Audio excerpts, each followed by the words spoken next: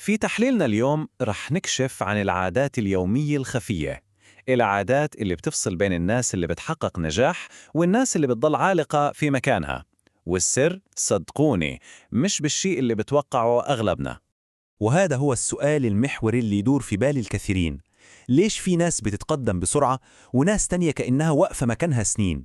الإجابة مش لغز كبير، لكنها موجودة في التفاصيل الصغيرة، تفاصيل بنمارسها كل يوم بدون ما ننتبه. طيب، خلونا نوضح هذه النقطة.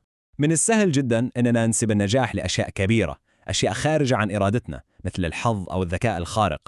لكن الحقيقة مثل ما بتوضح المصادر أن القوة الحقيقية موجودة في أشياء أبسط من كذا بكثير، أشياء في متناول يد الجميع. في القسم الأول رح نبدأ نفكك هذا اللغز. التركيز رح يكون على الأفعال اليومية الصغيرة اللي لما تتراكم هي اللي بتصنع أكبر فرق في حياة أي إنسان. لما نقول شخص عالق، هذا ما يعني بالضرورة إنه كسول. لا، هي حالة أعمق. هي إن الواحد يستسلم لروتين مريح، يخاف من الفشل بشكل غير واعي، وتنسلخ طاقته بسبب المشتتات. وهي حالة ممكن يعيشها الكثيرون بدون ما يدركوا أصلاً. والآن ندخل في صلب الموضوع. رح نكشف عن 5 فروقات أساسية جدا في العادات اليومية بين المجموعتين. هذه هي النقاط اللي لو تم فهمها وتطبيقها ممكن تغير المسار بالكامل. نبدأ بالفرق الأول، ويمكن يكون هو الأهم لأنه يتعلق باختيار يومي بسيط لكنه أساسي.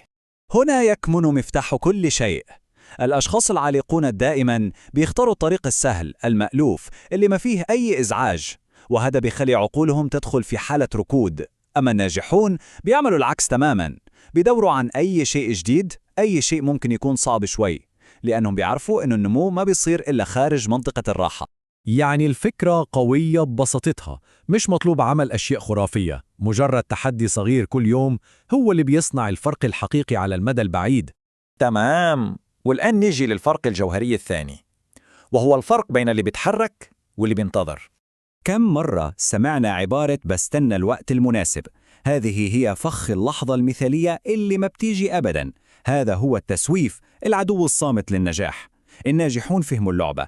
الفعل المستمر حتى لو كان صغير هو اللي بيبني الزخم وبيجيب النتائج. كل خطوة صغيرة بتتراكم وبتصنع نجاح كبير. يعني النقطة الأساسية مش امتلاك كل الإمكانيات، بل الالتزام بالفعل المستمر يوميا. هذا هو المهم فعلا.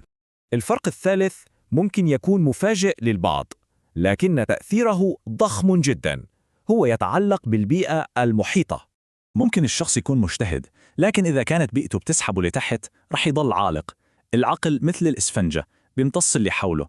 الناجحون بيعرفوا هذا الشيء، وعشان هيك بيصمموا بيئتهم بوعي عشان تكون دافع لهم مش عائق. إذن النجاح مش مجرد مجهود فردي وبس، هو نتاج مباشر للبيئة اللي بنحط أنفسنا فيها. والآن إلى الفرق الرابع، وهو يتعلق بطريقة التعامل مع أكبر مخاوف الإنسان، الفشل. هذا هو الفرق في العقلية اللي أغلب الناس ما بتستوعبه. بالنسبة للعالقين الفشل هو حكم نهائي، نقطة آخر السطر. أما بالنسبة للناجحين فهو مجرد بيانات. كل فشل هو معلومة ثمينة بتقول لهم إيش لازم يتعدل للمرة الجاية، وهذا بيخليهم أقوى، أذكى وأسرع. وهذه فكرة ثورية بحد ذاتها، تحويل أكبر مصدر للخوف إلى أقوى أداة للنمو والتعلم. وأخيراً نصل للفرق الخامس، وهو اللي بيوجه كل العادات التانية.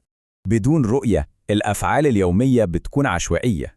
العالقون بيضيعوا وقتهم بنفس الروتين لأنهم أصلاً ما بيعرفوا لوين رايحين. الناجحون عندهم بوصلة داخلية، هدف واضح بيخلي كل خطوة محسوبة وموجهة نحو التقدم.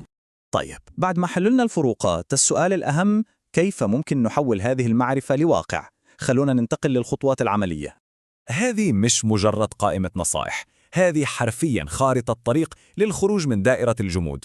كل خطوة من هذه الخطوات لو تم تطبيقها بجدية رح تبدأ تعمل فرق فوري وملموس في مسار الحياة. وهذه هي الخلاصة، الزبدة من كل الموضوع. القوة الحقيقية مش في الأحداث الكبيرة، بل في الأفعال الصغيرة والمتكررة. التغيير بيبدأ من اليوم، من العادة الصغيرة القادمة اللي راح يتم بناؤها. وفي النهاية المصدر بيتركنا مع هذا السؤال للتفكير. الاختيار يومي والفرصة بتتجدد كل صباح، فهل رح يكون اليوم خطوة للأمام أم مجرد تكرار ليوم أمس؟ القرار متروك لكل شخص.